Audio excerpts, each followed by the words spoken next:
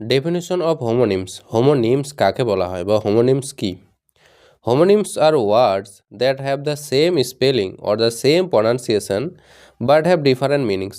Homonym হলো কি? Homonym হলো ওই শব্দগুলি যেগুলি দুটো শব্দ যেগুলির উচ্চারণ একই হবে, বানান একই হবে, কিন্তু শব্দ দুটির যে মানে ওটা আলাদা আলাদা হবে।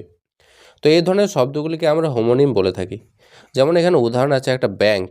এখানে ব্যাংক কথাটা যদি বলি, তো ব্যাংক দুইটা ব্যাংক হয়। একটা ব্যাংক মানে হতে পারে যে যেখানে আমরা পয়সা রাখতে পারি, ব্যাংক অ্যাকাউন্ট বানাতে পারি। আর এই ব্যাংকের আরেকটা মানে হতে পারে, সেটা হচ্ছে the side of A river, মানে নদীর তীর যদি বোঝায়, তো নদীর তীরকেও তো ব্যাংক বলে। তো ব্যাংক হচ্ছে এই ব্যাংক, আর একটা ব্যাংক, মানে এই একই কথারই দুটা মানে আছে। তো এই ব্যাংক হচ্ছে একটা হোমোনিম। এখানে হচ্ছে ব্যাট, একটা কথা আছে। ব্যাট হয় একটা বাদুড়, বাংলা মানেটা হচ্ছে বাদুড়, হয়তো একটা অ্যানিমেল হতে পারে। আর ব্যাটের আরেকটা মানে হচ্ছে কি, একটা ক্রিকেট যে খেলার ব্যাটটা ওটা হতে পারে। তো ব্যাটেরই দুটো অর্থ আছে। তো এই ধরনের যে শব্দগুলি, যেগুলির দুটো অর্থ আছে কিন্তু শব্দটা সেম হয়, বানান সেম হয়, আর স্পেলিংগুলোও সেম হয়, কিন্তু আলাদা দুটো দুটো মানে আছে, তো এই শব্দগুলিকে আমরা হোমোনিম বলে থাকি।